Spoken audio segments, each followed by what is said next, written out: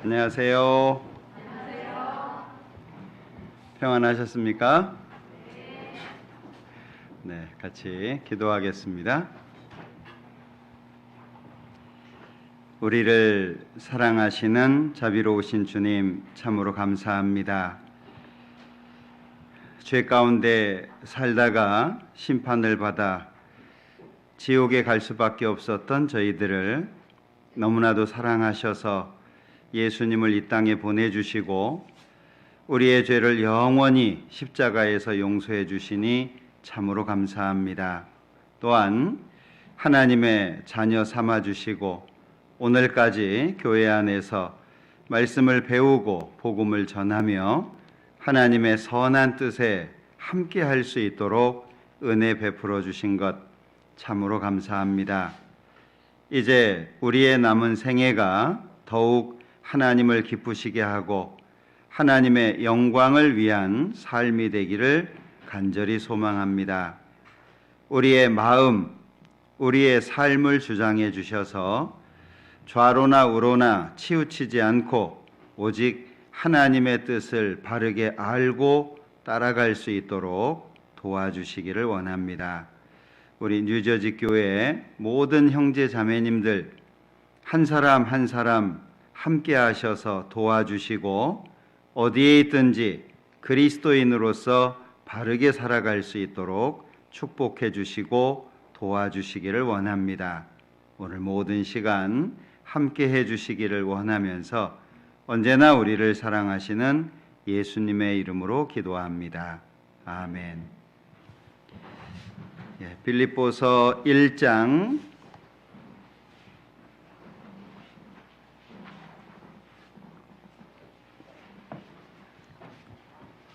빌립보서 1장 3절부터 보겠습니다.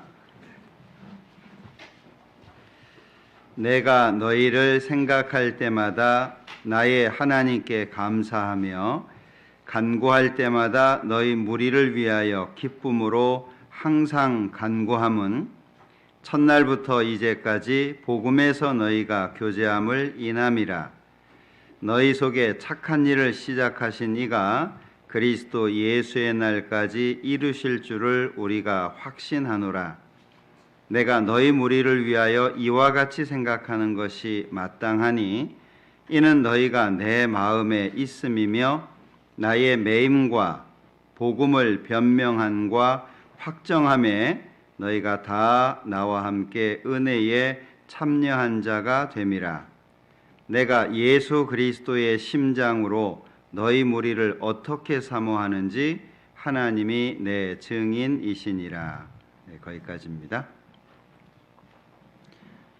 오늘 시간에는 빌립보서 1장 내용을 통해서 우리가 자주 배우고 또 중요하다고 배우는 이 교제에 대한 부분을 말씀을 드리고 싶은데 교제의 목적과 필요성에 대해서 좀 같이 고민해 보면 좋겠습니다. 지금 우리는 마지막 때를 살고 있다는 것을 아마 다들 기억하실 겁니다. 성경에 나타나 있는 많은 증거들이 지금 우리 시대에 여기저기에서 나타나고 있고 또 우리 스스로도 전도를 해보거나 또 세상에 나가보면 마지막이구나 하는 것을 느끼게 될 텐데 그래서 우리가 신앙생활을 하면서 항상 생각해야 되는 것이 주님을 만날 때입니다. 어떤 모습으로 예수님을 만날 거고 어떤 마음과 어떤 삶 속에 주님을 만날까 이게 우리의 생활 속에서 늘 기억해야 되는 내용인데 그러면 우리가 신앙생활을 할 때 어떻게 바르게 할 수 있겠냐? 그 중심에 교제라고 하는 것이 있어요. 에베소서는 교회가 무엇인지를 설명을 하셨죠. 그래서 에베소서의 주제는 교회입니다. 그리고 빌립보서는 교회 안에서 주어지는 것이 교제인데 교제가 무엇이냐 하는 걸 설명한 게 빌립보서입니다. 그리고 교회의 주인이 되시고 또 교제의 중심이 되시는 분이 예수님인데 그 예수님이 누구시냐 하는 걸 설명한 게 골로새서입니다. 그래서 에베소서, 빌립보서, 골로새서는 이렇게 연결이 되어 있기 때문에 읽으실 때 기억하고 읽으시면 좋을 것 같아요. 먼저는 교회를 발견하는 게 중요하고, 교회 안에서 두 번째 중요한 것은 교제가 있다라고 하는 걸 아는 거고, 그 다음에 골로새서를 통해서는 모든 것의 주인 되시고 중심이 되시는 분이 예수님인데 그 예수님이 누구시냐 하는 걸 설명한 게 골로새서입니다. 연결해서 보시면 좋을 것 같은데, 오늘은 에베소서 1장을 좀 같이 고민을 해보려고 합니다. 우선 읽었던 3절에 보면 찬송하리로다 하나님 곧 우리 주 예수 그리스도의 아버지께서 그리스도 안에서 하늘에 속한 모든 신령한 복으로 우리에게 복 주시되, 하나님께서 모든 사람에게 복 주기를 원하시는데 중요한 것은 하늘에 속한 모든 신령한 복이죠. 구원받은 사람들의 세계관이 있습니다. 세상 사람들, 구원받지 못한 사람들의 세계관과 구원받은 사람의 세계관은 달라야 돼요. 여기 잡으시고 고린도전서 4장을 보겠습니다. 고린도전서 4장 9절에 내가 생각건대 하나님이 사도인 우리를 죽이기로 작정한 자같이 미말에 두셨음에 우리는 세계 곧 천사와 사람에게 구경거리가 되었노라. 자, 여기에서 우리는 세계 곧 천사와 사람에게, 구원을 받은 사람에게는 천사, 영적인 존재죠. 보이지 않는 세계가 있습니다. 그리고 사람, 보이는 이 세상에서 살고 있죠. 그러니까 구원을 받은 사람은 보이지 않는 영적인 세계가 있고 보이는 세계가 있다. 이걸 기억하고 살아야 되고, 보이는 세계 속에 살지만 목적이 어디에 있냐? 보이지 않는 세계에 있다. 이걸 정확하게 알고 시작하는 게 중요합니다. 왜 그러냐면 세상 사람들은 죽으면 끝이라고 생각을 해요. 그러면 이 세상을 어떻게 살까? 오직 육신을 위해서, 이 세상에서 잘 먹고 잘 사는 거, 좋은 집에 살면 성공했다고 생각을 하고, 또 남들이 알아줄 수 있는 위치에 올라가면 성공했다고 생각하는데 하나님 앞에 보면 아무것도 아닌 거예요. 여러분들 곤충학자 파브로를 아시나요? 평생 곤충 연구하다가 산 사람이에요. 세상 사람들은 알아줍니다. 야, 이 사람이 굉장히 큰 업적을 이루었구나, 알아요. 근데 하나님이 보실 때는 어쩔까요? 곤충 보다가 하나님 못 보는 거예요. 하나님의 앞에 가장 중요한 게 뭐냐? 보이는 게 아니라 보이지 않는 겁니다. 보이는 것은 잠깐이고 보이지 않는 건 영원하다 했잖아요. 그러니까 우리의 마음은 이 땅에 살아가고 있지만 영원하고 신령한 것을 중요하게 생각하고 그쪽으로 우리의 삶을 만드는 게 중요합니다. 그러려면 뭐가 필요하냐? 그래서 교제가 필요하다는 거예요. 고린도전서 1장 9절에 보면 너희를 불러 그의 아들 우리 주 예수 그리스도 우리 주로 말미암아 교제케 하시는 분이 하나님이다. 교제하게 하시는 분이 누구냐? 하나님이시다. 우리는 교회 안에 교제라고 하는 것이 있다라고 하는 것이 아주 중요한데, 이 교제가 왜 있냐? 교제케 하시는 하나님은 미쁘시다. 하나님이 예수님과 구원받은 사람들 사이에 함께 계셔서 교제를 하니까 구성원은 하나님이 계시고 예수님이 계시고 구원받은 사람들이 있죠. 특별한 모임이라는 거예요. 그냥 사람들이 모여가지고 세상 돌아가는 얘기를 한다든지 육신에 이익을 주는 그런 얘기가 아니라 하나님이 가운데 계시고 예수님, 구원받은 사람들이 함께하는 교제라는 거예요. 자, 이게 왜 필요하냐? 골로새서 1장 6절에서는 우리가 복음을 듣고 그 복음을 참으로 마음속에 믿은 날이 있어요. 하나님의 은혜를 깨달은 날이 있습니다. 그러면 깨닫는 것에서 끝나는 것이 아니고 너희 중에서와 같이 온 천하에서도 열매를 맺어 자란다 그랬잖아요. 구원을 받는 것으로 끝나는 게 아니라 열매를 맺어서 자란다라고 표현하고 있어요. 그러면 자라려면 필요한 것이 뭘까? 나무도 물이 필요합니다. 식물도 마찬가지입니다. 성장을 하기 위해서는 성장할 수 있는 원인이 있어야 돼요. 신앙도 마찬가지죠. 자, 빌레몬서 1장을 찾아봅니다. 빌레몬서 1장 6절 1장 6절 이로써 네 믿음의 교제가 우리 가운데 있는 선을 알게 하고 그리스도께 미치도록 역사하느니라. 여기 빌레몬서 이 빌레몬서 1장 6절에서 이로써 네 믿음의 교제가 이 믿음의 교제가 우리 가운데 있는 선을 알게 한다. 즉 구원을 받은 사람들이 하나님 안에 모여 있습니다. 교회죠. 그런데 이 교회는 감추어져 있는 게 참 많아요.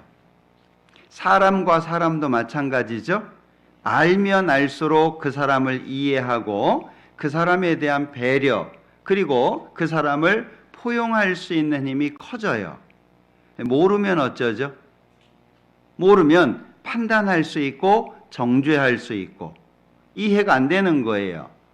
교회 안에 있는 하나님이 우리 안에 주신 선도 마찬가지입니다. 알면 알수록 깊어지고 그리고 이해력이나 포용력이 높아지는데 그렇지 못하면 판단하고 정죄할 수 있어요. 왜 교회가 이렇지? 왜 교회가 이런 모습을 가지고 있지? 이해가 안 될 수가 있다는 거죠. 그러니까 네 믿음의 교제가 우리 가운데 있는 선을 알게 한다. 그러면 우리 안에 있는 선을 알게 하는 수단이 뭐죠? 믿음의 교제라는 거예요. 그 교제를 통해서 선을 알게 됨으로 말미암아 발전되고 있죠. 그리스도께 미치도록 역사한다. 그리스도를 향해서 나아가는 발걸음이 힘이 생기는 거예요. 그러니까 교제라고 하는 것은 구원을 받은 이후에 열매를 맺는 데 있어서 아주 중요한 부분입니다. 그냥 친교가 아니에요. 사람끼리 만나가지고 서로 이렇게 좋아하고 기뻐하고 그런 것이 아니라 우리의 교제는 우리 안에 있는 선을 알므로 말미암아 예수님께 더욱 열심히 나아갈 수 있는 이유가 된다라고 하는 거예요. 자, 빌립보서 1장 다시 보겠습니다. 그래서 이 교회 안에 빌립보서 1장 9절에서 11절까지는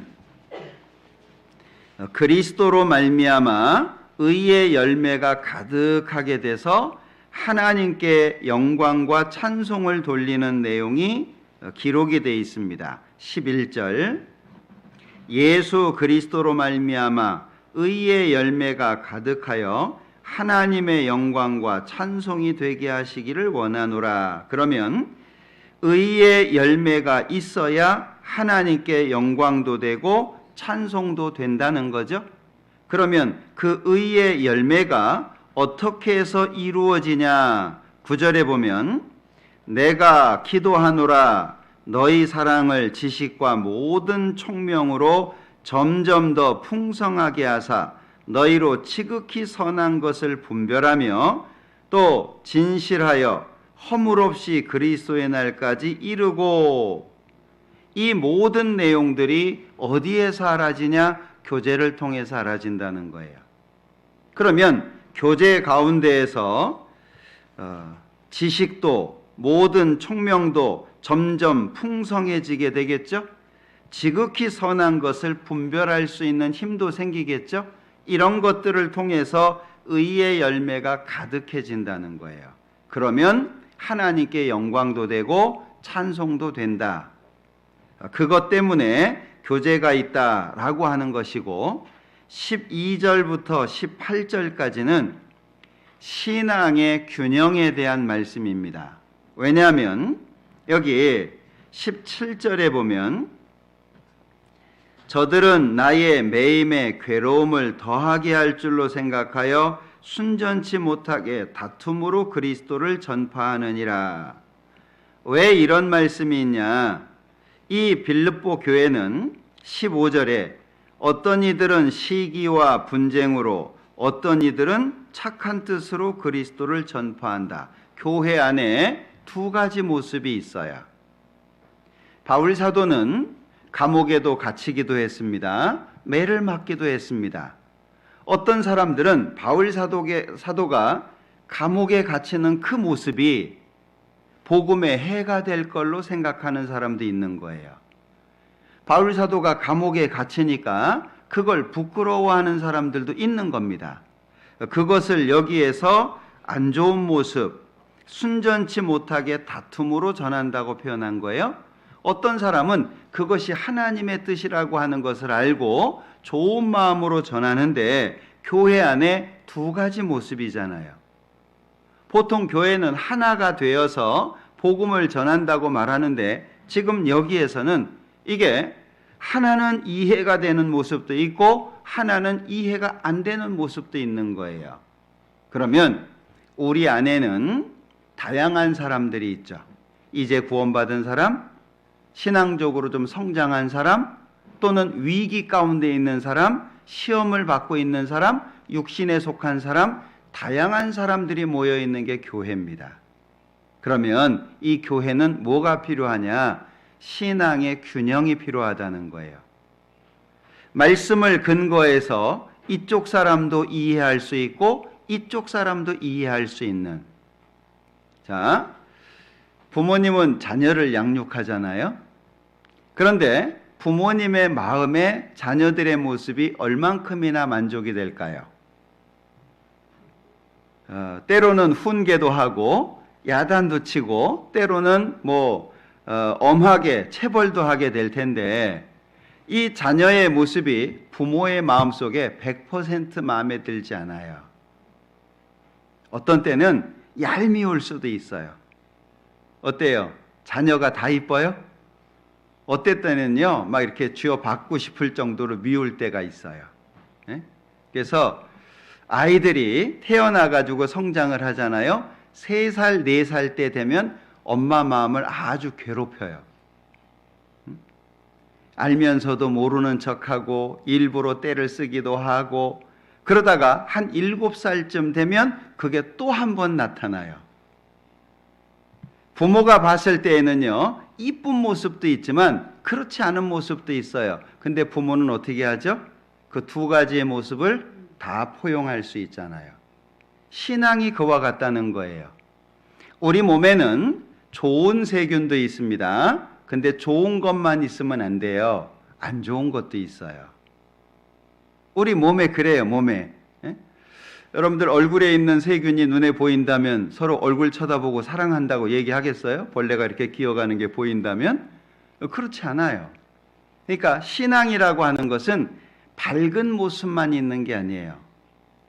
낮이 있으면 밤이 있어요. 이게 함께 하는 것이 그래서 어려운 겁니다. 교회 안에는 그걸 수용할 수 있는 믿음에 성장한 사람들이 많아져야 돼요. 그래야 이제 갓 구원받은 사람도 안아줄 수 있고, 이해하지 못해서 삐딱한 사람도 있어요. 뭔가 계속 불평과 불만을 이야기하고 이런 사람들이 있어요. 그걸 누가 받아줄 거예요? 불평한다고 내쫓을 겁니까? 아들이 얄밉다고 해가지고서 넌 내 아들 아냐? 그러지는 않잖아요. 신앙의 균형이라고 하는 것이 얼마나 중요한지를 설명하고 있는 게 12절부터 18절까지입니다. 근데 사도 바울의 마음이 어떻죠? 18절. 그러면 무엇이뇨? 외모로 하나 참으로 하나 무슨 방도로 하든지 전파되는 것은 그리스도니 이로써 내가 기뻐하고 또한 기뻐하리라. 이렇게 될 수 있는 힘이 어디에서 오죠? 교제를 통해서 온다는 거예요. 그러니까 신앙의 균형이 바르게 잡히려면 교제 안에 충실해야 될 것을 말씀합니다.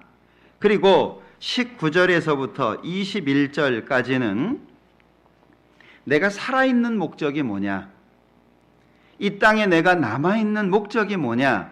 그리스도가 존귀하게 되는 건데, 그러면 우리가 이 땅을 살면서 20절에 말씀한 것처럼 살든지 죽든지 내 몸에서 그리스도가 존귀하게 된다. 이 마음을 어떻게 배우죠? 구원 받으면 그냥 배워지나요?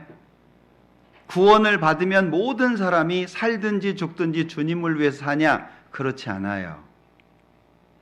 자, 어떤 사람은 주님을 위해서 최선을 다하기도 하지만 어떤 사람은 중간에 포기하는 사람도 있고 주님을 떠나가거나 배반하는 사람도 있습니다.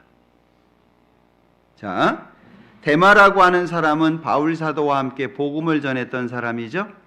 그런데 함께 하다가 세상을 사랑해서 바울 사도를 버리고 데살로니가로 가버렸어요. 떠나버렸습니다. 바울 사도가 어떤 때에는 많은 동역자들과 함께 할 때도 있었지만 혼자 있을 때도 있었어요. 다 나를 떠나버렸다고 얘기할 정도로. 여기 살든지 죽든지 내 몸에서 그리스도가 존귀하게 되게 하는 방법이 뭐냐? 그게 교제라는 거예요. 교제 안에 있을 때 말씀으로 양육을 받고 그 마음이 되어야 살든지 죽든지 이 마음이 될 수 있다는 걸 말씀해요. 그리고 27절에서 28절은 한 뜻으로 복음 안에서 협력하게 하는 것이 뭐냐? 그게 교제다라고 하는 걸 말씀합니다. 27절 오직 너희는 그리스도 복음에 합당하게 생활하라. 이는 내가 너희를 가보나 떠나 있으나 너희가 일심으로 서서 한 뜻으로 복음의 신앙을 위하여 협력하는 것과 아무 일에든지 대적하는 자를 인하여 두려워하지 아니하는 일을 듣고자 함이라. 자, 복음 안에서 하나가 된다. 그러면 복음 안에서 한 마음이 돼서 협력하려면 반드시 뭐가 필요하냐? 교제가 필요하다. 우리가 교제라고 하는 것을 사귐이라고도 말하잖아요. 근데 그 교제라고 하는 말 속에는 많은 의미가 담겨져 있는데 특별히 참여라고 하는 의미가 있어요. 교제가 뭐냐? 함께 하는 거고 같이 있는 거고 같은 일을 하는 거예요. 교제라고 하는 건 모여가지고 대화하고 그 시간을 보내는 것만 있는 게 아니라 그 가운데는 수고도 있고 희생도 있고 헌신도 있는 거죠. 그걸 교제라고 한마디로 말한다는 거예요. 그리고 29절 30절에서는 교제라고 하는 것이 있는 이유가 뭐냐? 고난을 견디게 한다. 여기 29절에 그리스도를 위하여 너희에게 은혜를 주신 것은 다만 그를 믿을 뿐 아니라 또한 그를 위하여 고난도 받게 하심이라. 너희에게도 같은 싸움이 있다. 그러면 신앙이라고 하는 것은 고난이 반드시 따라옵니다. 그러면 왜 고난이 있을까요? 구원을 받은 게 죄진 건 아니잖아요. 예수님을 믿는 것이 잘못된 건 아니에요. 근데 왜 고난이 있을까요? 잘했는데. 예수님 믿은 것도 잘한 거고 하나님을 인정한 것도 잘한 건데 왜 이 땅을 살아가는데 고난이라고 하는 것이 있을까? 그 이유가 요한복음 15장에 설명이 돼 있어요. 자, 빌립보서는 잡아놓으시고 요한복음 15장을 보죠.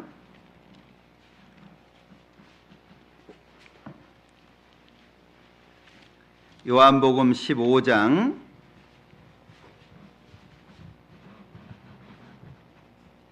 18절입니다. 세상이 너희를 미워하면 너희보다 먼저 나를 미워한 줄을 알라. 너희가 세상에 속하였으면 세상이 자기의 것을 사랑할 터이나 너희는 세상에 속한 자가 아니요 도리어 세상에서 나의 택함을 입은 자인 고로 세상이 너희를 미워하느니라. 하나님께서 이 세상을 만드셨습니다. 아담에게 지키라고 명령을 하셨어요. 그런데 선악과를 따먹음으로 말미암아 이 세상의 권세가 아담에게 있었는데 마귀한테 넘어가 버렸어요. 그래서 마귀가 예수님을 시험할 때 누가복음에 보면 천하 만국을 보여주면서 나한테 절해라. 그러면 내가 이 권세를 너한테 줄 텐데 이건 내가 내게 넘겨준 것이다. 누가 넘겨줬냐? 아담이 선악과 따먹고 넘겨줘 버렸어요. 그러니까 세상을 창조하신 분은 하나님인데 지금 이 세상의 임금이 누구죠? 마귀입니다. 요한복음 12장, 14장, 16장에서 이 세상 임금이라고 표현되어 있는 것은 전부 마귀를 가리켜요. 그럼 요한복음 8장에서 마귀의 특징이 나오죠? 거짓말장이요 거짓의 아비라고 돼 있어요. 요한계시록 12장에서는 뭐라고 설명하고 있죠? 요한복음 12장에서는 온 천하를 꿰는 자라고 표현되어 있어요. 그런데 그 마귀는 아주 아름다웠던 천사입니다. 루시퍼라고 아름다웠던 천사, 지혜로웠던 천사입니다. 그가 하나님처럼 되고자 했다가 쫓겨나게 되죠. 이 세상이 아름다워집니다. 화려해져요. 왜? 그걸 가지고 사람들을 미혹합니다. 하나님을 바라보지 못하도록 이 세상을 화려하게 꾸며놓는 거예요. 거기에 취해서 위를 바라보지 못하도록 마귀가 만들죠. 앞으로 점점 더 화려해질 거예요. 육신은 편안해질 겁니다. 그런데 영혼은 죽어가고 있는 거예요. 사람은 움직여야 되고 활동해야 되고 그리고 뭔가 생각해야 되고 고민해야 돼요. 그런데 지금 우리 시대는 어떻죠? 전부 차 타고 다니니까 걸을 시간도 없어요. 여기도 마찬가지죠. 맨 땅이 점점 없어져요. 전부 아스팔트가 깔리든지 아니면은 뭐 돌을 깔든지 맨 땅을 밟을 수 있는 게 없어요. 그리고 건물이 점점 많이 세워지게 되죠. 그러니까 육신이 편안해져요. 생각을 해야 되는데 생각하지 못하도록 영상으로 다 보여줘요. 요즘에 교육 자체가 영상 쪽으로 바뀌어지고 있잖아요. 생각을 해야 되는데 눈으로 보니까 더 이상 생각할 게 없어요. 그게 여러분들 가지고 있는 스마트폰이에요. 다 보여주죠. 생각할 기회가 없어요. 사람은 고민을 하고 많은 생각 속에 어떤 답을 찾아 나가야 되는데 생각할 시간을 안 줘요. 그러니까 어떻게 되죠? 고정된 사고를 갖게 돼요. 하나님과 점점 멀어질 수밖에 없죠. 그러니까 예수 믿는 것도 어려워지고 하나님 인정하는 것도 어려워지고 믿었다라고 할지라도 세상에서 나가서 사는 게 힘들어져요. 왜? 안 맞죠. 구원받은 사람의 마음과 구원받은 사람의 삶이 세상과 안 맞아요. 그럼 당연히 뭐가 있죠? 핍박이 있고 고난이 있습니다. 구원을 받은 사람에게는 고난이라고 하는 것이 없을 수가 없어요. 반드시 있어요. 그러니까 많은 사람들이 구원을 받았다고 해놓고 하나님을 떠나잖아요. 제일 큰 핍박이 어디서부터 옵니까? 원수가 자기 집안 식구예요. 가까운 사람으로부터 마음의 상처를 받고 마음의 어려움을 받게 돼요. 신앙적인 위기가 오죠. 그걸 이겨내게 하는 게 뭐예요? 그게 교제라는 거예요. 그러니까 이 빌립보서 1장에서는 교제의 중요성과 그리고 교제의 어떤 목적을 설명하고 있는 게 1장의 내용이에요.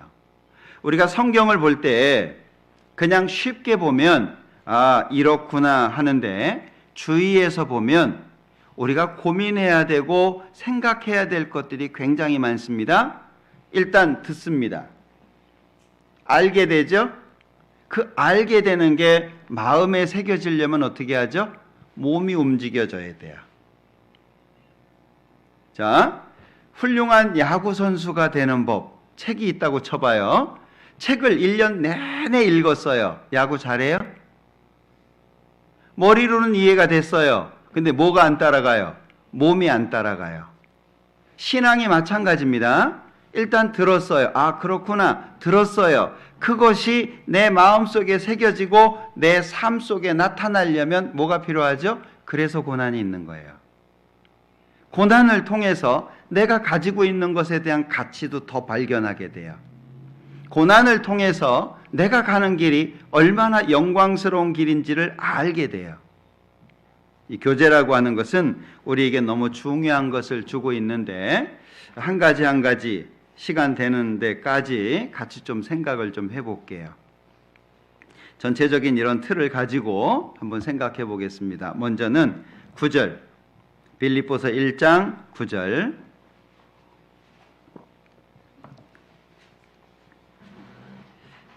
내가 기도하노라 너희 사랑을 지식과 모든 총명으로 점점 더 풍성하게 하사 너희로 지극히 선한 것을 분별하며 또 진실하여 허물 없이 그리스도의 날까지 이르고 예수 그리스도로 말미암아 의의 열매가 가득하여 하나님의 영광과 찬송이 되게 하시기를 원하노라. 여기 의의 열매 그랬는데 베드로후서 1장 8절에 보면 열매 없는 자가 되지 않게 하기 위해서 이런 말씀이 있는데 구원을 받은 모든 사람은 열매를 가지고 주님 앞에 섭니다. 우리 추수감사절 하듯이 이제 가을에 추수를 하고 하나님 앞에 감사드리는 그런 것처럼 구원을 받은 이후에 주님 앞에 설 때까지 내가 어떻게 살았는지의 열매를 가지고 주님을 만나게 되는데 여기에서는 의의 열매라고 표현을 했어요. 구원을 받고 살아가는 삶 속에 이루어지는 열매도 있어요. 오늘 아름다운 찬양을 해주셨고 담임 목사님께서 또 아주 적당한 표현으로 찬양대를 소개해 주셨는데 자, 찬양을 또는 예수님을 증거하는, 전도하는, 그리고 하나님을 드러내는 것을 입술의 열매라고 표현하고 있어요. 히브리서에서 이사야서에서 입술의 열매, 즉 내 입으로 예수님을 나타내고 하나님을 나타내는, 그리고 그분을 찬양하는 그것이 열매라고 표현이 되어 있습니다. 자, 그런가 하면 갈라디아서에서는 성령의 9가지 열매에 대해서 구체적으로 설명해 놓고 있죠. 빛의 열매에 대해서도 설명해 놓고 있잖아요. 그러니까 그리스도인들이 하나님과 예수님을 마음속에 담고 그 뜻대로 살아가는 모든 것들을 또 열매라고 표현을 하셨어요. 손대접을 하는 것도 열매예요. 불쌍히 여기는 것도 열매입니다. 누군가의 유익을 위해서 기도해 주는 것도 열매입니다. 그리스도인의 삶을 통해서 나타나는 열매가 많은데 그 중에 가장 큰 게 뭐냐면 잃어진 영혼을 구원하는 거예요. 교회가 이 땅에 존재하는 이유가 무엇일까? 교회가 존재하는 목적. 왜 구원받은 사람들이 아직 이 땅에 남아있고 교회가 이 땅에 존재할까? 성경에 구체적으로 설명해 놨죠. 자, 누가복음 21장입니다. 누가복음 21장 24절.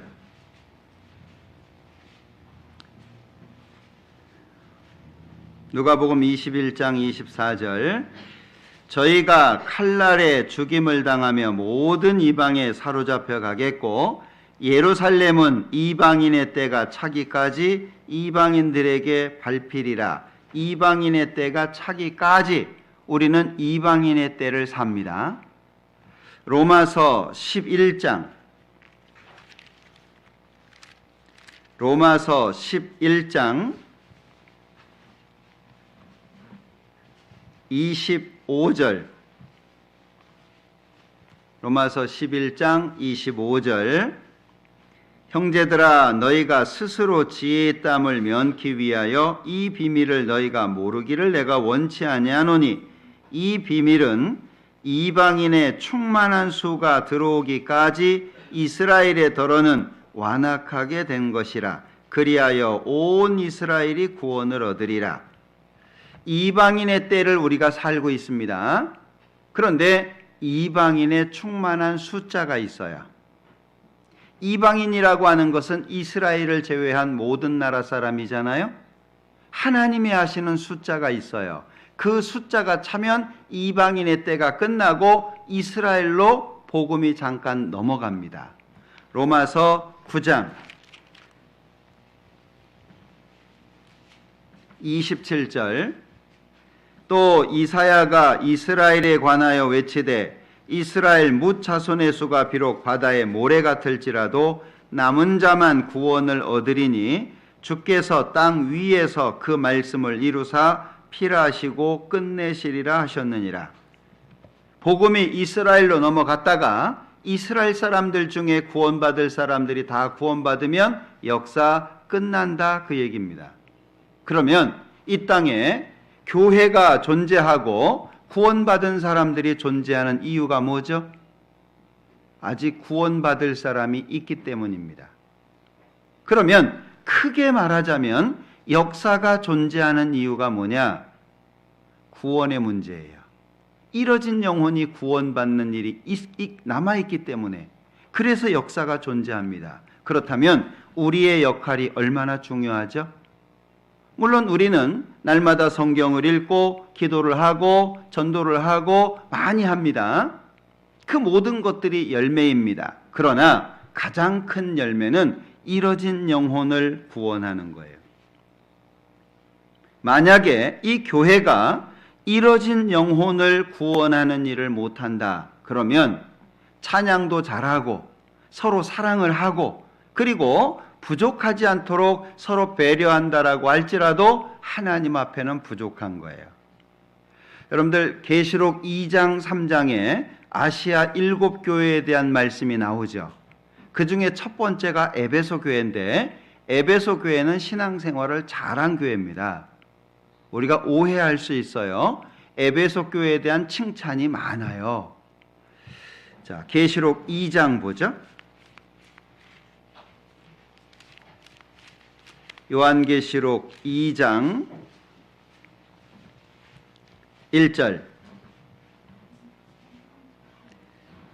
요한계시록 2장 1절, 에베소 교회의 사자에게 편지하기를 오른손에 7 별을 붙잡고 7 금 촛대 사이에 다니신 이가 가라사대 내가 네 행위와 수고와 네 인내를 알고 또 악한 자들을 용납지 아니한 것과 자칭 사도라 하되 아닌 자들을 시험하여 그 거짓된 것을 네가 드러낸 것과 또 네가 참고 내 이름을 위하여 견디고 게으르지 아니한 것을 아노라. 잘했죠. 이 에베소 교회가 신앙생활을 잘한 교회입니다. 그런데 왜 책망을 받았냐? 책망받은 이유가 뭐라고 설명되죠? 4절에 그러나 너를 책망할 것이 있나니 너희의 처음 사랑을 버렸느니라. 처음 사랑. 죄인의 삶을 살다가 처음으로 그리스도를 만나고 그분이 나를 사랑하셨다라고 하는 그 주님의 사랑을 처음 깨달은 거, 이 구원과 관련된 겁니다. 처음 사랑을, 이게 처음 사랑이라고 하는 것이 버려졌다라고 얘기하고 있죠. 신앙생활 잘했어요. 믿음을 지키려고 애쓰고 수고하고 그리고 이 잘못된 것들을 버리고 견디고 참고 잘했어요. 근데 왜 책망받았죠? 처음 사랑 버렸다고. 그러면 에베소 교회를 통해서 안 나타나는 게 뭐죠? 나타날 수 없는 게 잃어진 영혼이 구원받는 거예요. 그게 없는 거예요. 처음 사랑이 버려지면 사랑만 버려지는 게 아니고 다른 영혼을 불쌍히 여기는 마음이 같이 없어져요. 지금 이 사람은 지옥 가게 생겼는데 안 불쌍한 거예요. 심지어 자기 가족이 지옥 가게 생겼는데도 아무렇지 않은 거예요. 왜? 처음 사랑이 버려진 경우예요. 에베소 교회가 책망을 받은 것은 신앙생활을 잘 못해서가 아니에요. 신앙생활은 잘했는데 처음 사랑이 빠진 상태에서 신앙생활을 한 거예요. 그러면 이게 뭐죠? 그냥 육신적으로 친한 게 돼버리는 거예요. 여기 우리가 기억해야 됩니다. 적어도 우리가 하나님 앞에 설 때 입술의 열매도 있고 삶의 변화도 있고 주님을 기쁘시게 하는 여러 가지가 있더라도 이뤄진 영혼을 우리가 전도하는 일에 함께하지 못한다면 우리도 책망받을 수 있어요. 꼭 나를 통해서 구원받는 것만 얘기하는 게 아니에요. 성경 강연회 할 때 같이 기도하고 누군가가 전도가 되면 도움을 주고 주차 봉사를 하고 식당에서 봉사를 하고 영혼을 구원하는 일에 마음을 같이 하고 참여하는 걸 얘기하는 거예요. 그러니까 교회는 가장 중요하게 생각하는 게 뭐냐? 이뤄진 영혼 구원하는 거예요. 그리고 그것 때문에 나머지도 하는 겁니다. 순서가 바뀌면 안 돼요. 다시 말하면 우리는 열매 가운데에서 죄인 하나가 회개해서 돌아오면 회개할 것이 없는 의인 99을 인해서 기뻐하는 것보다 더 기뻐하시는 분이 주님이라는 걸 기억하고 살아야 돼요. 전도하는 일에 우리가 매진해야 될 것을 말씀하고 있습니다. 그래서 여기 9절에서 11절까지는 교제 안에 있을 때 열매가 맺힌다, 이걸 설명하고 있는 겁니다. 그리고 이 전도라고 하는 것은 하나님께서 가장 소중하게 생각하시는 것이기 때문에 경고도 엄하게 되어 있어요. 이건 우리가 부담스럽게 생각할 일이 아니고요, 우리만이 할 수 있다라고 하는 걸 기억해야 돼요. 누구도 할 수가 없어요. 구원받지 않은 사람이 누구를 전도하겠어요? 구원을 받아야 가능한 일입니다. 디모데후서 4장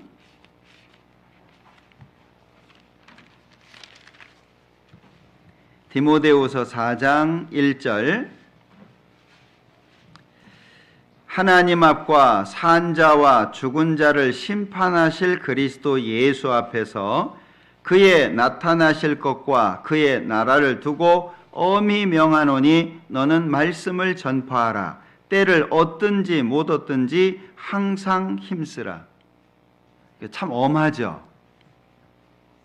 그냥 전도해라, 너희는 온 천하에 다니며 만민에게 복음을 전파하라, 이렇게만 말씀하셔도 우리가 충분히 알아들을 수 있는데 여기 엄하게 경고되어 있죠. 반대로 생각하면 하나님 최고의 관심이 어디에 있냐? 죄인이 구원받는 거예요. 우리도 그런 마음으로 신앙생활하는 것이 필요하겠죠. 교제 안에 있을 때 그것이 가능하게 됩니다. 그리고 또 한 가지는 빌립보서 1장 12절 18절까지인데 이 교회라고 하는 것을 우리가 이해해야 되는데, 교회라고 하는 것이 뭐냐라고 하는 것이 유대인이나 이방인이나 예수님을 통해서 구원받은 사람들이 모여있는, 예수님은 머리고 그리고 예수님의 몸된 것이 교회다, 대부분 잘 알고 계시잖아요. 그런데 한번 생각해 볼게요. 교회라고 하는 것은 에베소서 2장을 한번 보죠. 에베소서 2장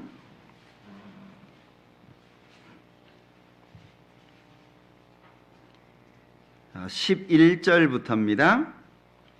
그러므로 생각하라. 너희는 그때의 육체로 이방인이요 손으로 육체에 행한 할례당이라 칭하는 자들에게 무할례당이라 칭함을 받는 자들이라.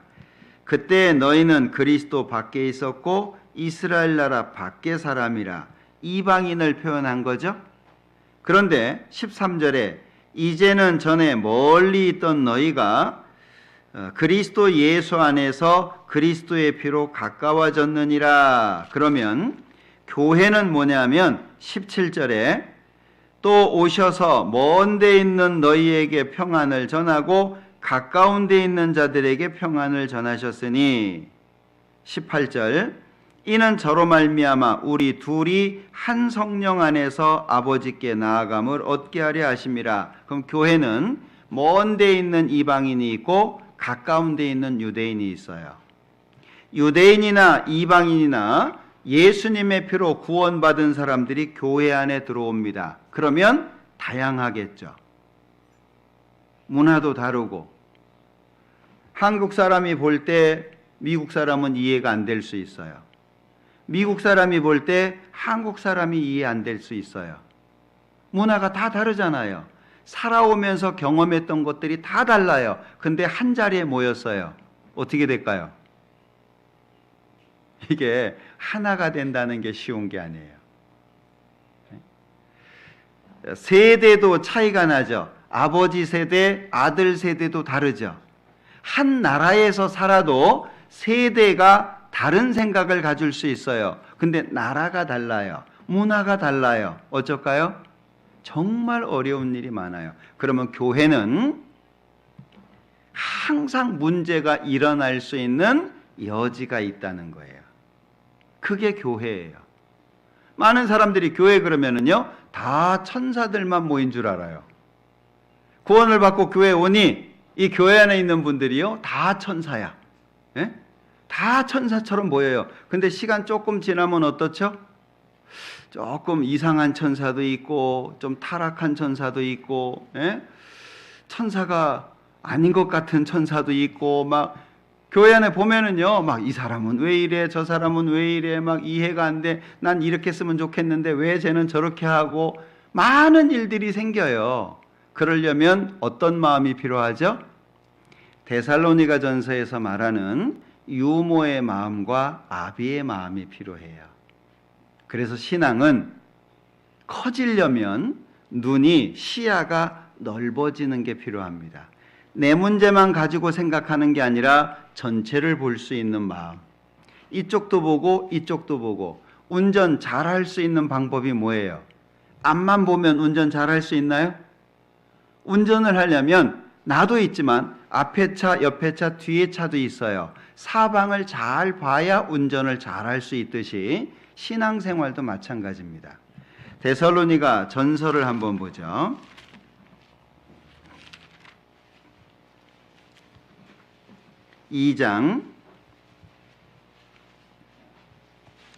데살로니가 전서 2장 7절입니다. 오직 우리가 너희 가운데서 유순한 자 되어 유모가 자기 자녀를 기름과 같이 하였으니, 엄마가 자기 자식을 키우는 거예요. 그러면 교회 안에서는 어떤 마음이 필요하죠? 엄마 같은 마음. 그리고 또 한 가지 11절, 너희도 아는 바와 같이 우리가 너희 각 사람에게 아비가 자기 자녀에게 하듯 권면하고 위로하고 경계하노니. 또 어떤 마음이 필요합니까? 엄마만 있으면 안 돼요. 엄마는 사랑으로 감싸주고 용납해주고, 아기가 오줌 싸고 똥 싸고 해도 다 치워주잖아요. 엄마가 애기 똥 쌌다고 때려요? 그러지 않아요. 다 받아줍니다. 예?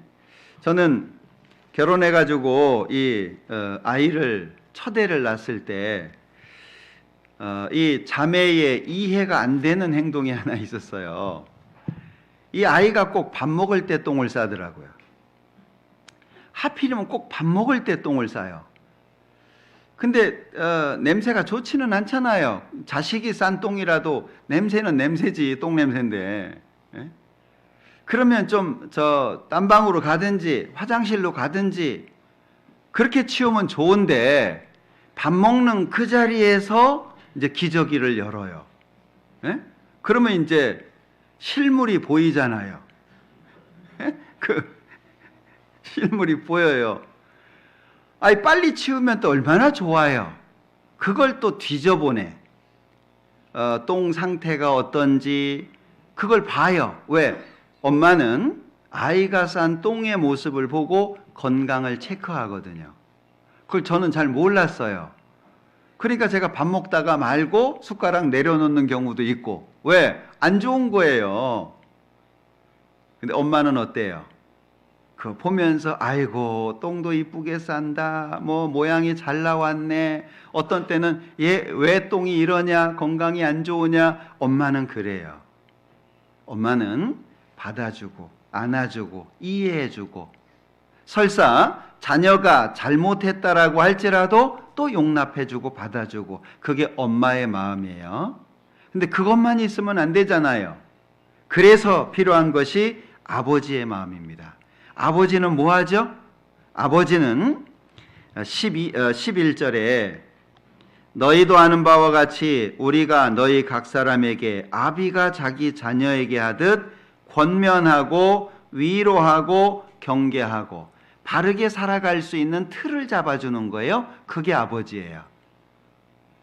어떤 마음을 가지고 살아야 되는지, 위아래 어떻게 해야 되는지, 친구하고 또 어른을 대할 때는 어떻게 해야 되는지, 사회는 어떻게 마음을 가지고 살아야 되는지 하나하나 가르쳐주는 분이 누구예요? 아버지예요.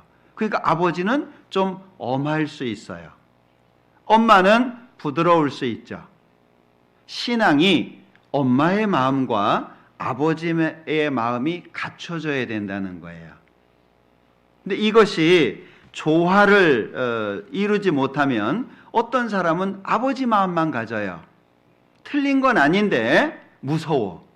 말하기도 무섭고 맨날 야단치고 눈빛도 사납고 뭔가 잘못하면 막 혼낼 것 같은, 그러면 그 사람 앞에는 누가 안 올 거 아니에요. 또 엄마만 있어도 안 돼요. 엄마만 있으면 자기 마음대로 살 거 아니에요. 다 용납해주고 받아주면. 신앙의 균형이라고 하는 것이 필요하다라고 하는 걸 빌립보서에서 설명해 주고 있는 거예요. 그러니까 바울 사도의 마음이 뭐냐? 빌립보서 1장 볼게요. 빌립보서 1장 18절. 그러면 무엇이뇨? 외모로 하나 참으로 하나 무슨 방도로 하든지 전파되는 것은 그리스도니 이로써 내가 기뻐하고 또한 기뻐하리라. 바울 사도의 마음이 이와 같죠? 우리가 이 마음을 배우는 거예요. 내가 가지고 있는 기준을 잣대로 해서 남을 판단하는 게 아니라 하나님의 말씀이 기준이 되어져서 용납할 것도 또는 기준을 세워줄 것도 그렇게 해야 된다는 거예요. 신앙의 균형이라고 하는 것이 얼마나 중요하냐라고 하는 걸 설명하고 있어요. 자, 로마서 14장입니다. 로마서 14장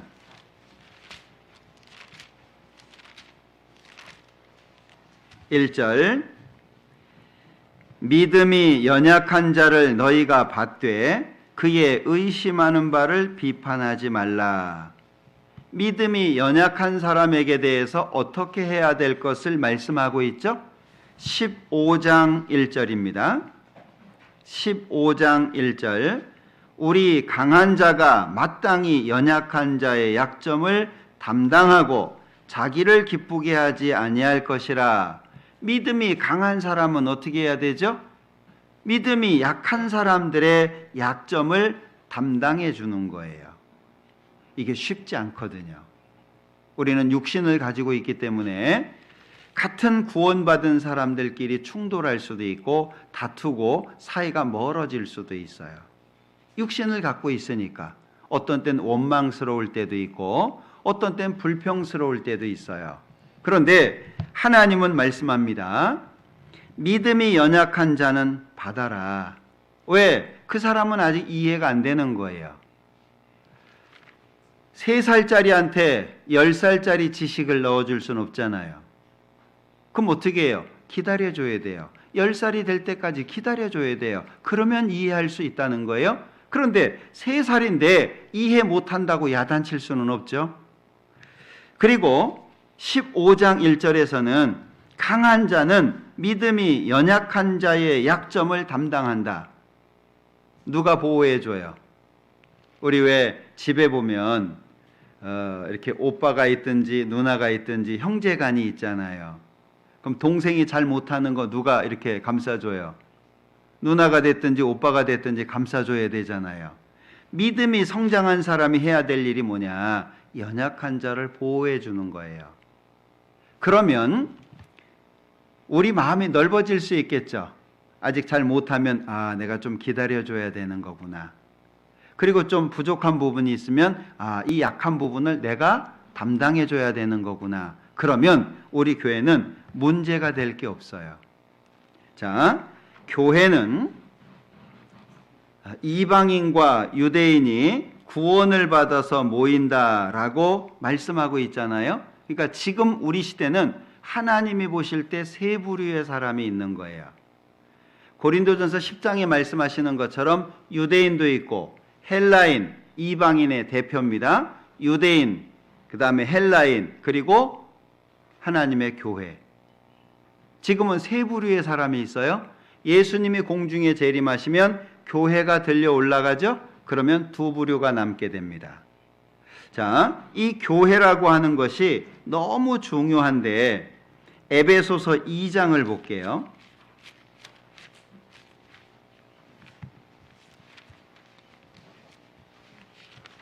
에베소서 2장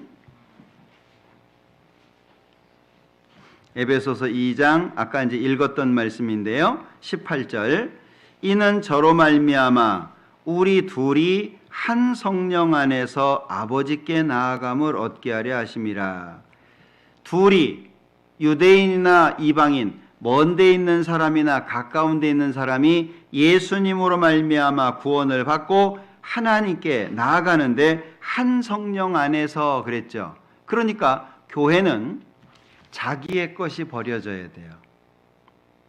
나는 이렇게 배웠어. 난 이렇게 살아왔어. 우리나라는 이렇게 해. 그게 없어야 돼요. 성경 안으로 들어갈 수 있어야 됩니다. 자, 먼데 가까운데 유대인 이방인 간단하게 설명을 했죠. 로마서 3장 볼게요. 자, 로마서 3장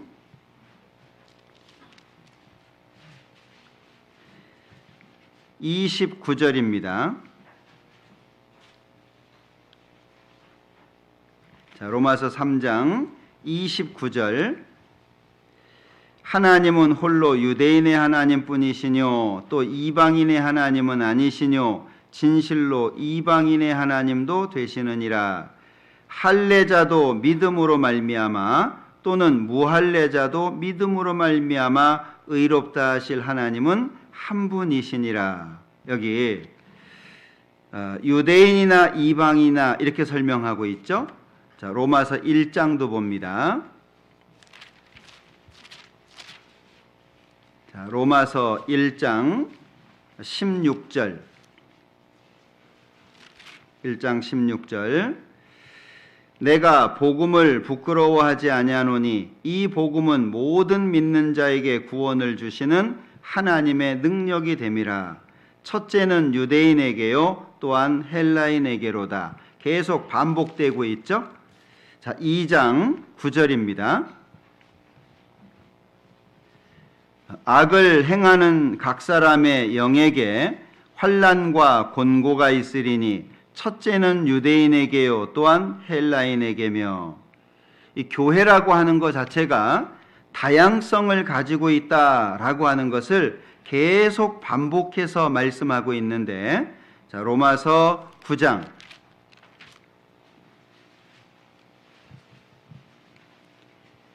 24절 이 그릇은 우리니 곧 유대인 중에서뿐 아니라 이방인 중에서도 부르신 자니라. 왜 계속 교회를 말씀할 때 유대인, 이방인 계속 말씀을 하냐? 이유는 이 연합이라고 하는 것이 되어야 교회가 되고 교제가 이루어지는데 너무 다른 거예요.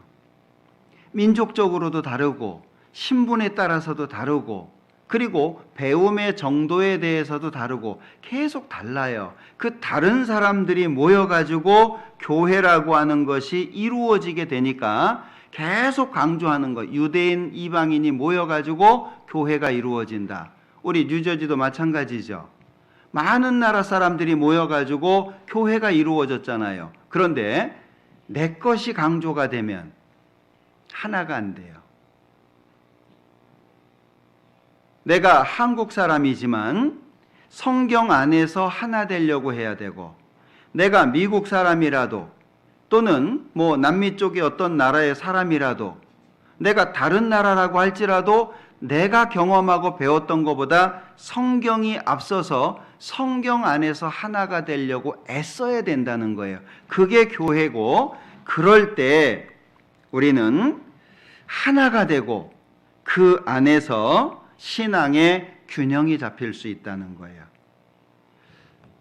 예수님께서 제자들에게 말씀하시잖아요. 너희는 온 천하에 다니며 만민에게 복음을 전파해라. 그럼 온 천하에 다니며 여러 민족이잖아요. 세상 모든 민족. 그런데 전해지는 건 뭐죠? 예수님이고 복음이에요. 모든 사람이 예수님 안에서, 복음 안에서 하나가 돼야 되는 그 신앙의 균형을 여기에 잘 설명하고 있다라고 하는 거죠. 자, 빌립보서 1장 다시 봅니다.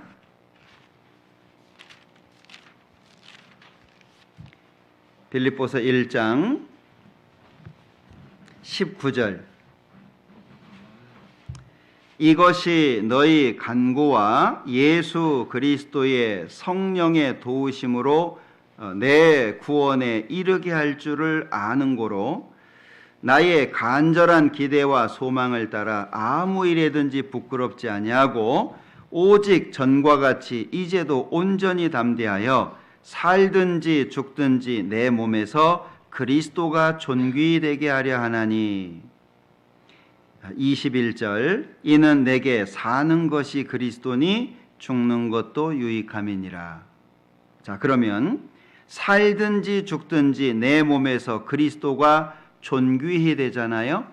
우리가 지금 아는 예수님하고 교제 안에서 더 많이 배웠을 때 예수님이 좀 차이가 있죠. 마치 어린아이가 부모님의 사랑을 알아가는데 3살 때 부모의 사랑과 10살 때 부모의 사랑이 다르죠. 20살 때 부모의 사랑이 다르고 결혼해서 자식을 낳은 다음에 부모의 사랑이 또 달라요.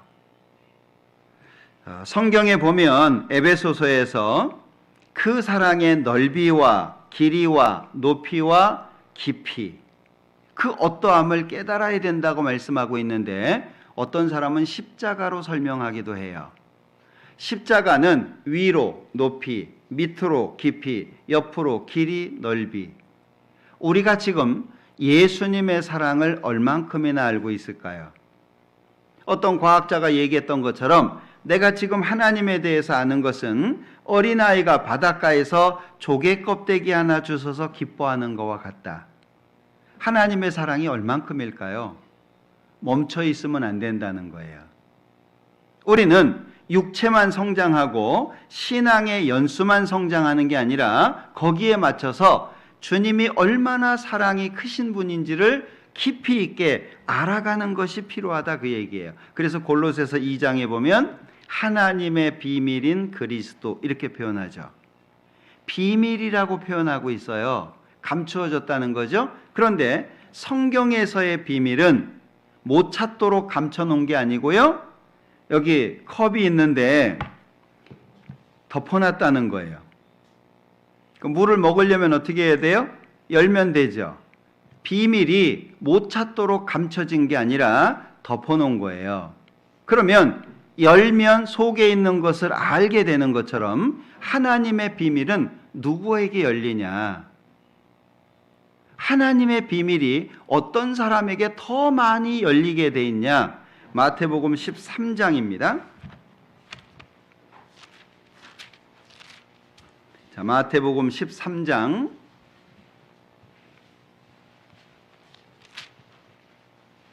12절.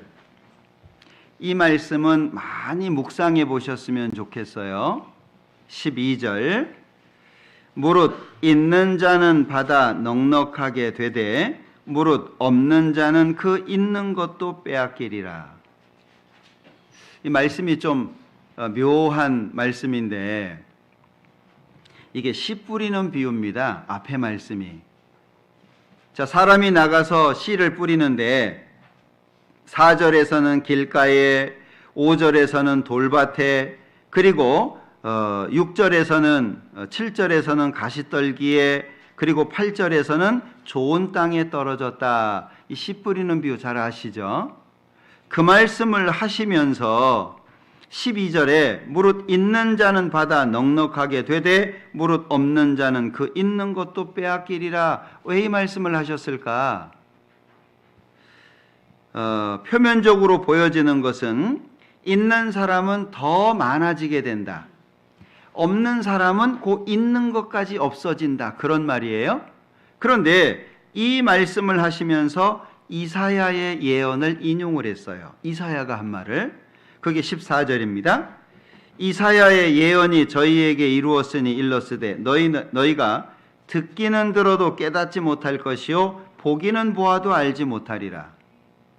자, 듣는데 알아듣지 못하는 거예요. 보는데 모르는 거예요. 왜 그러냐? 15절에 이 백성들의 마음이 완악하여져서 그 귀는 듣기에 둔하고 눈은 감았으니 이는 눈으로 보고 귀로 듣고 마음으로 깨달아 돌이켜 내게 고침을 받을까 두려워함이라 하였느니라. 그러면 자, 귀가 듣기에 둔해지고 눈이 감겨졌어요. 귀가 닫히고 눈이 닫혔어요. 이유가 뭐죠? 마음의 문제라는 거예요. 마음이 완악하여지니까 귀가 닫혀요, 눈이 닫혀요. 깨닫지 못하는 거죠. 그러면 어떤 사람에게 이것이 보여질까? 하나님의 비밀이. 어떤 사람은 하나님의 비밀 속에서 감사하고 감동을 받고 눈물을 흘리는데 어떤 사람은 아무렇지도 않은 거예요. 우리 집회에 보면 많이 경험하시죠? 어떤 사람은 구원받고요. 서울에서는, 한국에서는 이번에 수양회를 했는데 막 어르신들은 막 춤추고 그랬어요. 구원받고. 예? 얼마나 좋아하시는지. 근데 어떤 사람은 똑같이 말씀을 들었는데 아무렇지도 않아요. 오히려 졸고 정신을 못 차려요. 무슨 차이일까요? 마음의 문제입니다. 얼마나 원하셔요? 주님을 깨닫기를 얼마나 원하시냐 그 얘기예요. 내 쪽에서 원하는 만큼 주어지는 거예요. 그러면 왜 깨달음이 잘 없냐? 마음이 딴 데가 있어요. 하나님을 향한 것보다 다른 곳에 돌려져 있다 그 얘기죠. 그러니까 내 마음속에 채워지는 게 없어요. 자, 오늘 내일 우리 생활집회라고 하는 이름으로 함께하고 있는데 어떤 기도 하셨어요? 한국에서 온다니까. 응? 이번에 기회가 있어서 집회를 한다니까. 그러면 얻어지는 게 별로 없어요. 주일도 마찬가지입니다. 하나님, 오늘 주일날 내가 말씀 앞에 나가는데 나한테 필요한 걸 주시고 내가 무엇이 부족한지를 알게 해 주십시오. 기도하고 오시죠. 주일날 오실 때, 수요일날 말씀 들으실 때 그렇게 하고 오시죠? 예, 그러리라고 믿습니다. 그러셔야 돼요. 너무 바쁘다 보면 그냥 정신없이 와요. 정신없이 오다 보면 마음의 준비가 안 돼 있어요. 그래서 주일날이나 수요일날도 가능하면 좀 일찍 오셔서 숨도 고르고 기도도 하고 마음의 준비도 하는 시간이 반드시 필요합니다. 수요일날 바쁘다면 주일만큼이라도 말씀을 듣기 전에 준비하는 거 있잖아요. 하나님, 오늘 나에게 무엇을 주시렵니까? 하나님, 나에게 부족한 것을 깨닫게 하시고 어떤 것을 채워주시렵니까? 마음이 열려야 귀가 열리고 눈이 열려요. 보는 게 달라요. 저는 92년부터 청각장애인들 전도를 한국에서 맡고 있는데 이 청각장애인들은요, 안 들리잖아요. 말을 못해요. 정보 전달은 눈을 통해서만 해요. 그러니까 일반인들이 보는 것보다 한 3배는 더 많이 봐요. 화면이 빠르게 움직여지는데 일반인이 보는 거하고 청각 장애인들이 보는 거하고 틀려요. 훨씬 더 많은 걸 봐요. 왜요? 눈만 의존하니까. 눈으로만 의존하니까 그게 발달이 돼가지고요, 보는 것이 훨씬 많은 부분을 봐요. 마음이 열려야 귀가 열리고 눈이 열려요. 어떤 사람에게 하나님의 비밀이 더 많이 열려지냐? 마음이 하나님을 향해서 활짝 열려진 사람. 그러면 마음 여는 거 누가 해야 돼요? 내가 해야 돼요. 내가. 누가 해주는 게 아니에요. 그러니까 원망하는 사람은 계속 원망하고 삽니다. 똑같은 상황 속에서 감사하는 사람은 항상 감사하도록 돼 있어요. 그게 12절 말씀이에요. 있는 자는 받아 풍족하게 돼요. 넉넉하게 돼요. 하나가 있어요. 둘이 돼요. 둘이 있어요. 넷이 돼요. 넷이 있어요. 여덟이 돼요. 점점 하나님 쪽으로 풍성해져요. 그런데 반대가 되면 어떻죠? 세상 것이 하나 들어왔어요. 그 하나가 둘이 되죠. 세상 것이 넷이 되고 여덟이 되죠. 하나님께서는 닫혀요. 하나님 쪽으로는. 아담이 선악과를 먹기 전에는 하나님을 바라보고 교제했어요. 그 상태가 어떻죠? 벌거벗고 있었어요. 부끄러움이 없어요.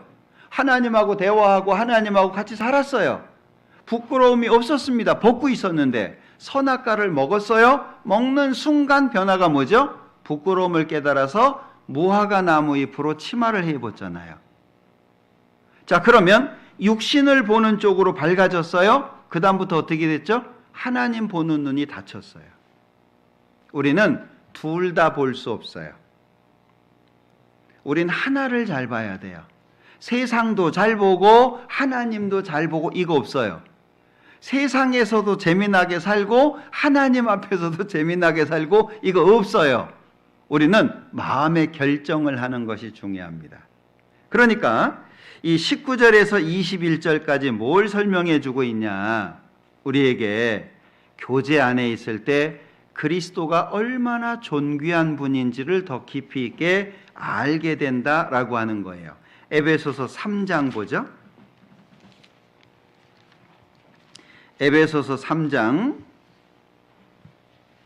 19절.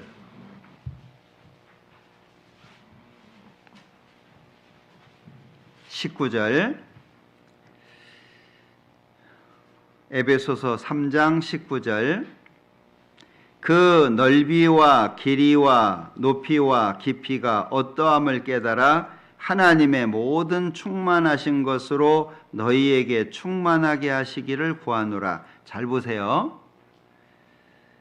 하나님의 모든 충만하신 것으로 너희에게 충만하게 하시기를 구하노라. 그러면 우리가 충만해지려면 뭐가 필요하죠? 하나님의 충만하심이 필요한 거예요. 시편 36편을 보죠. 자, 시편 36편 9절입니다.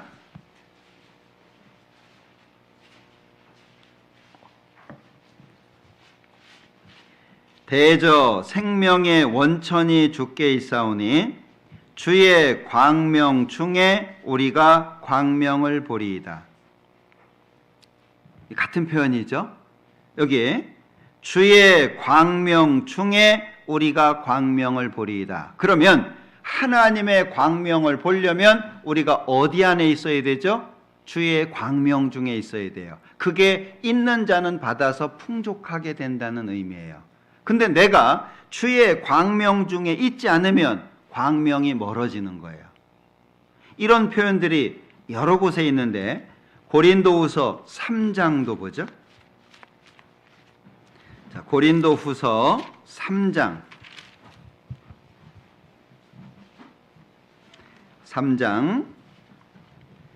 17절. 주는 영이시니 주의 영이 계신 곳에는 자유함이 있느니라. 우리가 다 수건을 벗은 얼굴로 거울을 보는 것 같이 주의 영광을 보매 저와 같은 형상으로 화하여 영광으로 영광에 이르니 곧 주의 영으로 말미암음이니라.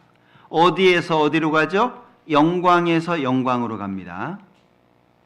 그러니까 내가 지금 영광 속에 있으면 더 큰 영광으로 나아가게 되는데, 내가 지금 영광 중에 있지 않으면 더 큰 영광으로 못 나가요.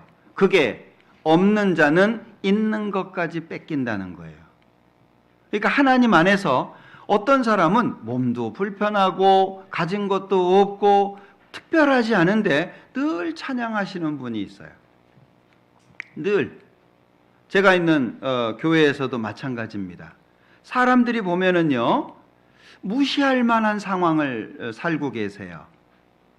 건강한 것도 아니고 돈이 많은 것도 아니고 연세가 드셨지만 일해야 되고, 그런데요, 그분을 보면 항상 마음의 기쁨과 즐거움이 채워져 있어요. 하나님 그러면은요, 그 이상이 없어요. 세상 사람들은 있어야 행복하다고 느끼잖아요.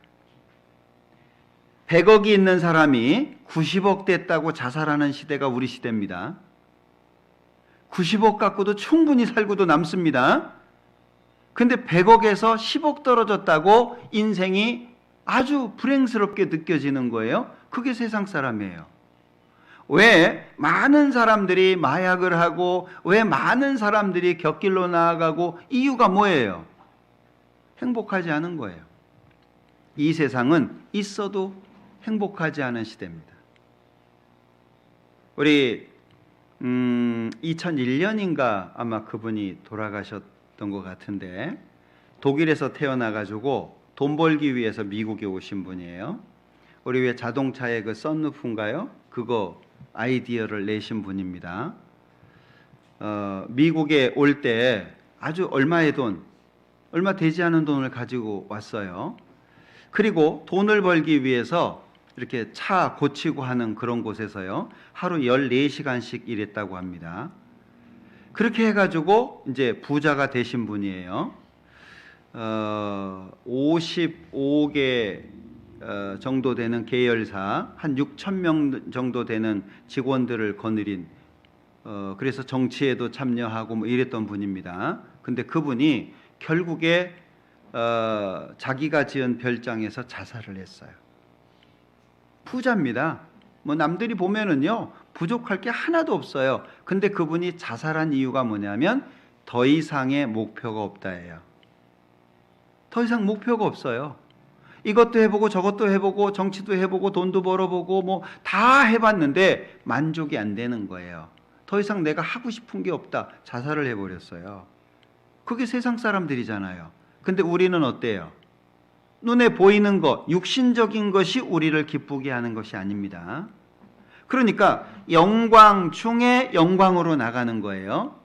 우리가 세상 사람들하고 다르다는 게 그거예요. 주의 광명 중에 광명으로 나가잖아요. 그러면 주의 광명을 어디에서 얻죠? 그게 교제라는 거예요. 주의 영광을 어디에서 봐요? 교제 안에서 본다는 거예요. 그러면 교제 안에서 주의 영광을 보면 그 영광이 바탕이 되어서 더 큰 영광을 보게 한다는 거죠. 그러면 하나님 쪽으로 점점 밝게 나갈 수밖에 없죠. 그게 교제라는 거예요. 우리가 뉴욕이나 뉴저지나 이쪽 되게 바쁘다고 얘기를 들었는데 한국도 엄청 바쁩니다.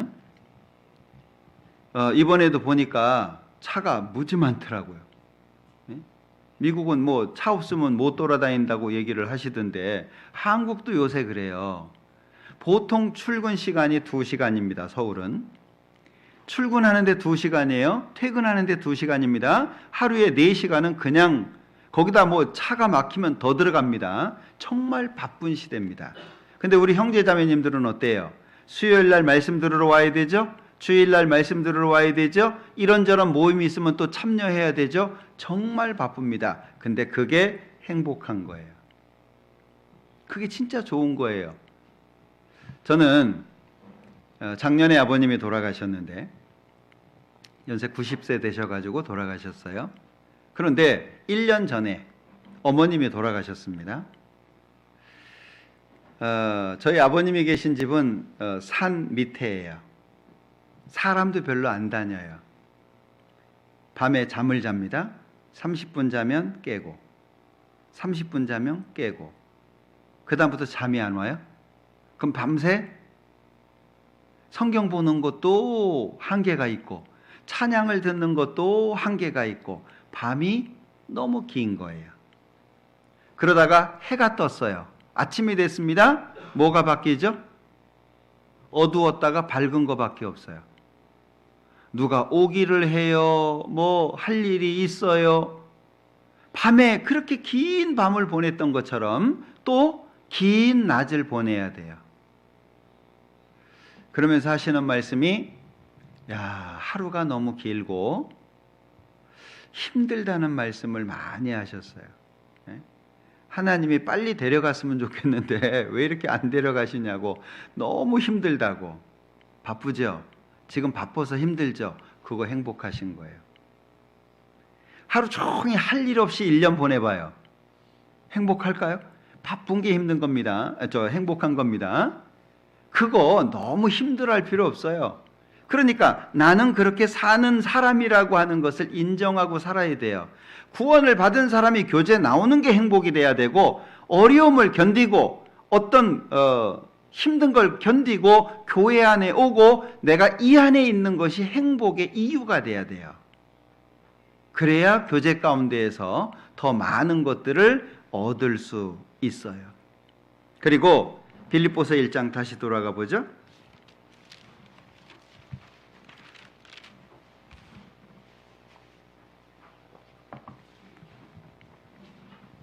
29절, 그리스도를 위하여 너희에게 은혜를 주신 것은 다만 그를 믿을 뿐 아니라 또한 그를 위하여 고난도 받게 하심이라. 너희에게도 같은 싸움이 있으니 너희가 내 안에서 본 바요 이제도 내 안에서 듣는 바니라. 이 교제 안에 있으면 이기게 하는 것이 있죠. 그게 고난입니다. 아까도 말씀을 드렸지만 구원을 받은 사람들은 고난을 피해 갈 수는 없어요.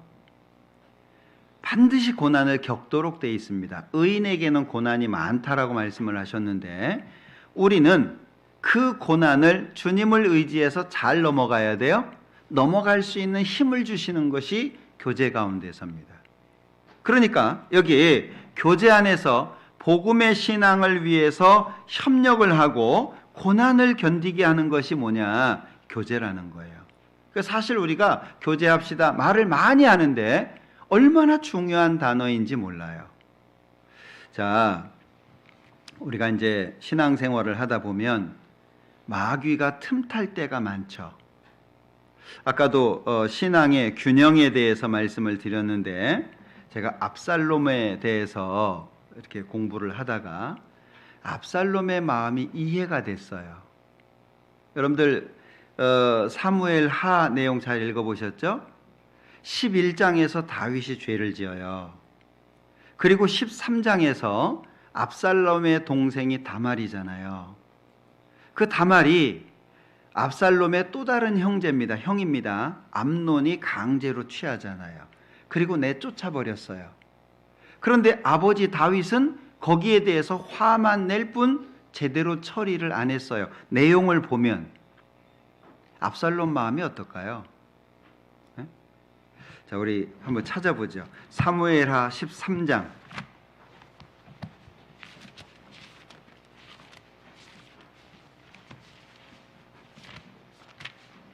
사무엘하 13장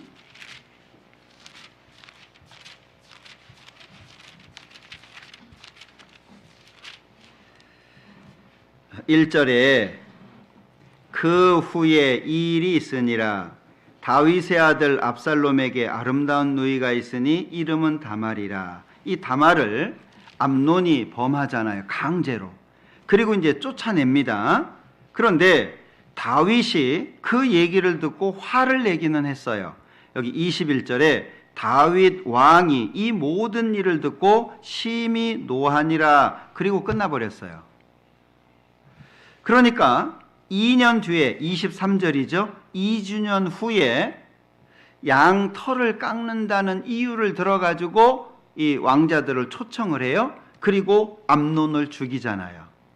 그 암논을 죽이고 13장 37절에 보면 그술왕 암미울의 아들 달메에게로 가버려서 도망을 간 거예요.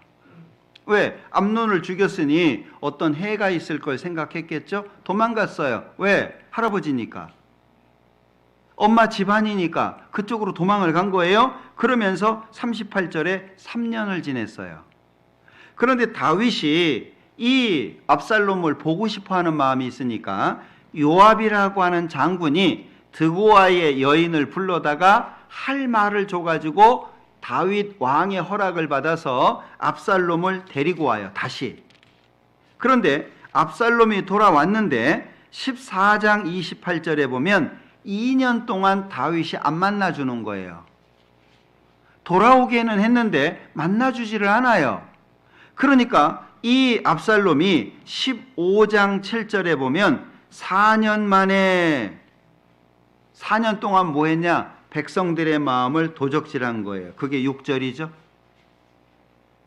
백성들의 마음을 도적질을 해가지고요. 4년 뒤에 이제 모반을 일으킨 거예요. 그래서 그것 때문에 다윗 왕이 도망가잖아요. 그러다가 결국에 이제 전쟁을 하게 되고 이 압살롬이 죽게 됩니다.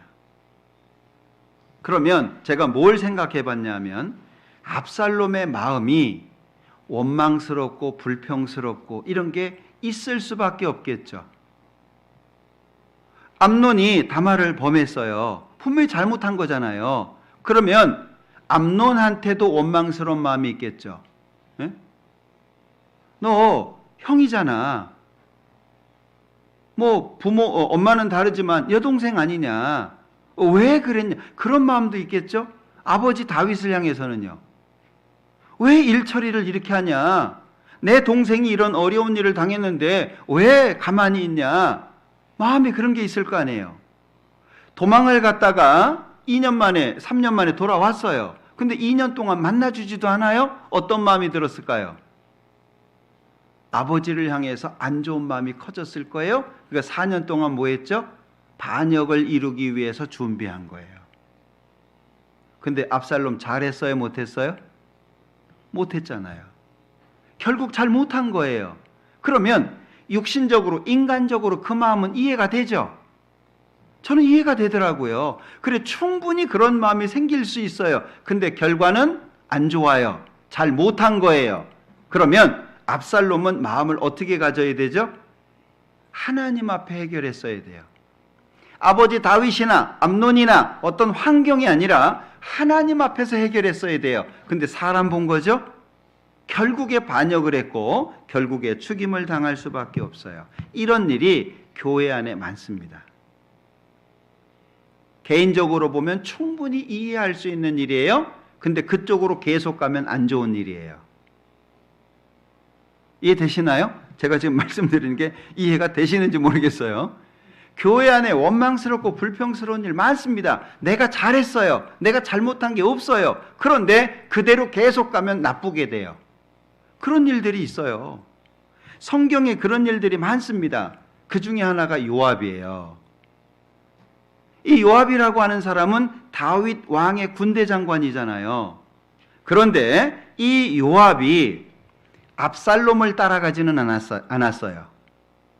압살롬을 따라가지는 않았는데 아도니아 따라갔다가 죽었잖아요. 요압이 왜 끝까지 믿음을 지키지 못했을까요? 그것도 제가 이렇게 생각을 해봤어요. 자, 봐요. 사무엘하 11장에 다윗이 죄를 지어요. 남의 아내, 자기 부하장수의 아내를 뺏어요. 바세바죠? 그리고 이 부하장수를 불러들여요. 근데 자기 뜻대로 안 되는 거예요. 그러니까 편지를 써가지고 누구한테 보내요? 요압한테 보내요. 그럼 요압은 다윗 왕의 치부를 가장 잘하는 사람이죠. 이해되시나요? 다윗의 잘한 것 잘못한 것을 가장 가까이에서 본 사람이에요. 마음이 어떨까요? 처음에는 다윗이 위대하게 보였을 수도 있어요. 그런데 그런 모습을 보면서 실망할 수도 있죠. 그리고 그런 잘못된 모습을 보면서 마음이 달라질 수 있는 이유는 충분히 알겠어요. 압살롬을 죽일 때도 요압이 죽였거든요. 먼저 본 사람은 야, 왜 안 죽였냐? 나는 왕이 한 말 들었어. 나는 못 죽여. 다윗이 압살롬 살려달라 그랬잖아요. 근데 요압이 가서 죽였거든요. 나는 못 기다린다. 그리고 압살롬을 죽였어요. 압살롬이 죽었다는 것을 알고 다윗이 슬피 울었잖아요. 그러니까 전쟁을 승리했는데도 불구하고 전쟁에 패해서 돌아온 것처럼 군사들이 돌아왔어요. 왜? 왕이 너무 슬퍼하니까. 가가지고 당신이 오늘 백성들 앞에 나아가지 않으면 지금까지 받은 환난보다 더 큰 환난이 있을 거다. 그 얘기 듣고 다윗이 백성들 앞에 나가게 되잖아요. 다윗이 얘기합니다. 이 요압이 너무 힘이 커가지고 내가 왕이지만 제어할 힘이 없다 라고 얘기하잖아요. 그러니까 이 요압은 다윗 가까이에 있으면서 모든 걸 다 본 거예요. 그러니 다윗이 마음에 들겠어요? 어떤 때는 야, 내가 왕을 해도 너보다 낫겠다 이런 마음이 들 수도 있고, 너 왕인데 이럴래? 그런 마음도 있고, 충분히 그런 마음이 있어요. 근데 요압 결국에 잘했어요? 못했어요? 못했단 말이에요. 그 마음은 충분히 이해하고 아 그래 그런 마음을 가질 수 있겠구나 라고 하는 건 이해하지만 결국에 잘못한 거예요. 그럼 마음을 잘못 가진 거죠? 우리도 그럴 수 있다는 거예요. 그러니까 우리가 설사 애매히 받는 고난이라고 할지라도 어디서 풀어요? 사람 보고 풀어요? 환경으로 풀어요? 애매히 고난을 받아도 하나님을 생각함으로 참으면 이는 아름다우나 어디에서 풀어요? 하나님 앞에서. 그게 교제예요. 그러니까 교제를 안 하면 마음이 삐딱해지고 삐뚤어지고 그리고 자기가 잘한 부분이 크게 드러나가지고 결국이 잘못될 수 있다 그 얘기예요. 우리는 하나님의 말씀 안에서 하나가 돼야 됩니다. 우리 내 생각이 맞을 때도 있죠. 내 생각이 옳을 때도 있어요. 그런데 접어야 될 때도 있어요.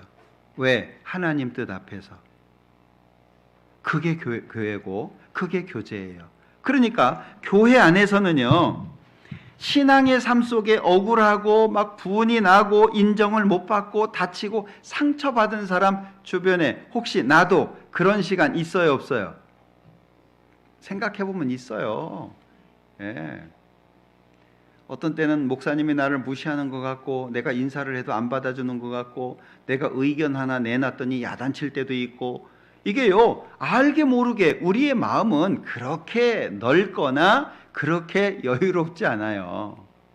내 마음이 얼마나 좁은데요. 내 마음이 금방 식습니다. 금방 뜨거워졌다가 어디에서 해결해야 돼요? 사람이나 환경이 아니에요. 애매의 고난을 받아도 하나님을 생각함으로 하나님 앞에서 풀어야 돼요. 그러니까 요압이 인구조사하라고 했는데 마음에 안 드니까 두 지파 빼버렸잖아요. 왜? 다윗이 마음에 안 드는 거예요. 그 모습을 보면 이 요압은 다윗을 향해서 처음 마음하고 달라졌다는 걸 알 수 있죠. 결국에 아도니아 편에 붙었어요. 그런데 하나님은 아도니아를 왕을 시킵니까? 솔로몬을 왕을 시킵니까? 하나님의 뜻은 솔로몬 쪽에 있었어요. 결국에 망했잖아요. 우리도 그런 어리석음을, 그 어리석은 일에 동참하면 안 될 거예요. 그러면 어떻게 해야 되냐? 우리는 교제 안에서 합력해야 되고 고난도 견뎌야 되고 그리고 그리스도의 존귀함도 더욱 알아가야 되고 그리고 의의 열매도 교제 안에서 점점 만들어 가야 돼요. 좋은 교제는 우리가 만듭니다. 마태복음 5장에 보면 소금이 나오고 빛이 나오죠? 거꾸로 있으면 안 돼요. 빛이 나오고 소금이 나오는 게 아니에요. 소금이 나오고 빛이 나오는 거예요. 먼저 녹고 빛나는 거예요. 내가 죽어야 돼요. 그래서 바울 사도는 고린도전서 15장에서 나는 사도 중에 가장 작은 자, 만삭되지 못하여 난 자 같은, 그렇게 얘기했습니다. 에베소서 3장에서는 성도 중에 지극히 작은 자, 형제자매들 중에 지극히 작은 자보다 더 작은 나라고 소개하고 있죠. 디모데전서 1장에서는 나는 죄인 중에 괴수라고 얘기하잖아요. 그럼 신앙이 뭐죠? 점점 작아지다가 결국에 내가 없어지는 거예요. 신앙은 시간이 지날수록 내가 커지는 게 아니라 점점 작아져서 결국에 없어지는데, 없어지는 만큼 주님이 차지하죠. 내가 작아지는 만큼 주님이 들어와요. 내가 커지는 만큼 주님이 나가요. 나는 작아지는 겁니다. 어디에서? 교제 안에서. 그게 하나님이 우리에게 주신 교제의 힘, 교제의 목적이자 필요성, 그걸 빌립보서 1장에서 잘 설명해 주고 있습니다. 집에 가셔서 쭉 읽어보시면서 더 많은 은혜를 얻으셨으면 좋겠습니다. 기도하죠. 우리를 사랑하시는 자비로우신 주님 감사합니다.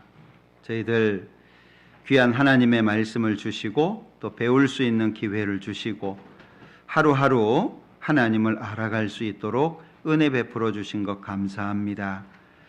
좋은 마음으로 하나님의 말씀을 배우고 좋은 마음으로 교제함으로 말미암아 더욱 하나님 안에서 작아지는 믿음 가운데 하나님을 영광스럽게 할 수 있도록 도와주시고 주님께서 허락하신 이 귀한 교제 가운데에서 더욱 주님을 알아가며 또 의의 열매를 맺으며 신앙 안에서 복음 안에서 협력하고 그리고 우리의 삶의 목적이 그리스도가 되고 고난을 견딜 수 있도록 도와주시기를 원합니다.